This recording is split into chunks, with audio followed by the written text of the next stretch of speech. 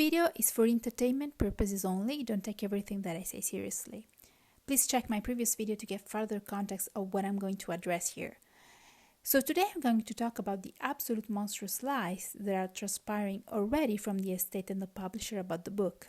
The fact that it's not even out and we're at this level of deception is rather tragic. And the fact that there are people out there completely okay with this makes me beyond sad. Sad and angry, really. First of all, I'm going to repeat what is absolutely self-evident to me, though not so much to others. The book was finished. Done. Anybody that has followed the progression of the memoir pretty closely would have come to the same conclusion. Memoirs don't usually take that much to get published, even the ones of this magnitude. It's usually a couple of years. There's exceptions, of course, but just talking about the last two big memoirs. Prince Harry's book deal was signed in July of 2021 and the book came out in January of 2023 and the book is more than 400 pages in its original print. Britney Spears signed with Simon & Schuster imprint Gallery Books in February of 2022 and her book came out in October of 2023, which is double relevant because Lisa signed with the same publisher. Lisa's book was announced in 2019 and for those that follow her, there is a specific reason as to why she decided to pull the trigger that year. Keep that in mind because I'm going to explain that in another video. Suffice to say now that she probably wouldn't have stalled the release of it too much because she most definitely felt it was time sensitive. I'm fairly sure had the Elvis movie not come out that year, the release was probably going to be 2022 or even late 2021. I know that a lot of people speculate about Lisa's state after Benjamin's death, but remember, big companies don't care.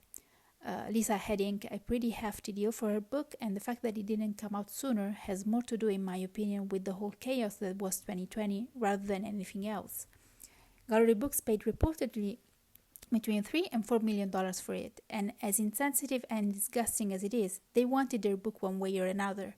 Again, Lisa had her reasons when she signed the deal. So you have both Lisa and the book distributor basically on the same page in regards to the publishing timeline.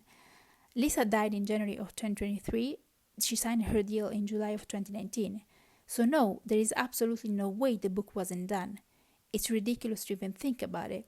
Lisa wasn't sitting there writing down stuff. She was mostly recording her memories and sending them to the ghostwriter. She was probably speaking with the ghostwriter too. Ghostwriter, by the way, that was certifiably around because there's course documents that list the amount of debt that Lisa owed, and there are almost $300,000 that were owed to that writer. To think that in more than 3 years the book wasn't done, it's not realistic in my opinion, especially considering how cathartic she considered the whole process. How much she wanted to share her grief experiences. She wrote an article about it, she was involved in grief counseling. Also, again, for those paying attention behind the scenes, call it gossip if you want, there was chatter about Lisa wanting to write a memoir since 2010. Yep, I said what I said. In fact, word on the street was that she specifically wanted to expose her mother, so yeah. So now let's take a look at the press release for the book, which is 99% going to end up as the book blurb. First of all, when you enter the site Lisa Marie Presley book, it's not even Lisa that appears, it's Riley and Lisa.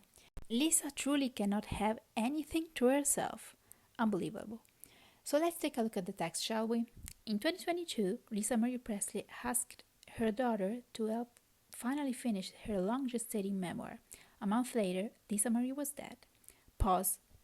First of all, if all of this wasn't so disgustingly deceiving and manipulating the will of someone deceased, I would honestly laugh. Like even the press release cannot possibly retroactively insert Riley more than a month before Lisa's passing. What an absolute joke. Also, they admit the memoir was long gestating. Interesting. Does anybody out there believe that Lisa spent 3.5 years without Riley's help, but suddenly needed it in the last few weeks?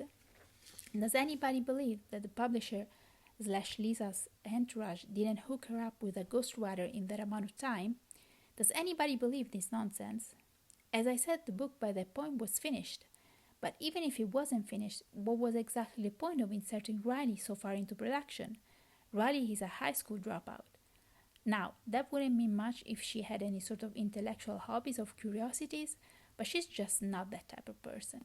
She could have added nothing of value, not to mention the fact that Lisa had 4 husbands, making some details a little bit too much for a daughter.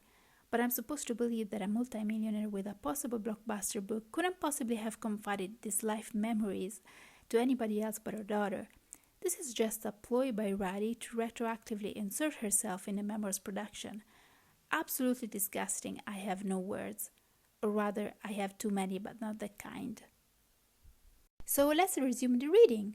And the world would never know her story in her own words. Never know the passionate, joyful, caring, and complicated woman that Riley loved and grieved. Yeah, the world will never know because the wishes of Wasteland won't allow it. And by witches you best believe I include Riley's father. He doesn't fool me one bit. But here's the best part.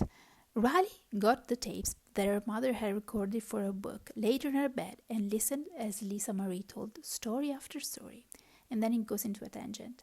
First of all, what a clunky prose. Maybe Riley wrote this too. Second of all, what are you guys talking about? What is this? Do you know what it feels like?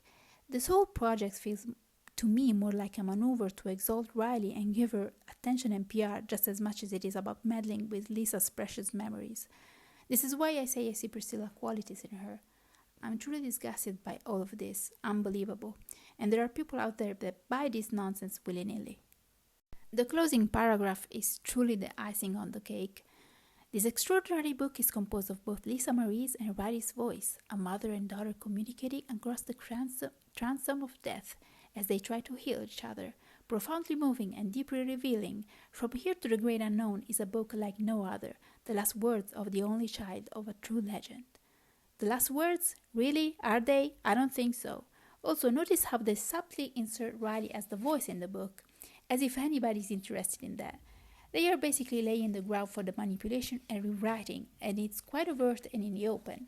So much so that when the deception of the book is going to be undeniable, and in my opinion before or after it's inevitable, you best believe that the defense of anyone involved is going to be, but we told you it was Riley and Lisa. We never promised unfiltered memories.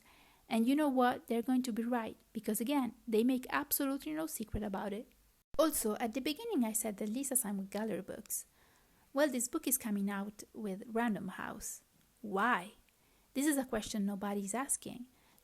Absolutely no news came out of a change in publisher when Lisa was alive, nor after, which leads me to believe that this deal was done in secret by Riley once she refused permission to publish to Gallery Books as the new head of the estate. This is all speculation on my part, but I think Gallery Books wanted to go to pressing as soon as Lisa's estate was confirmed in Riley's hands. Probably before, but they couldn't for the whole Priscilla lawsuit thing.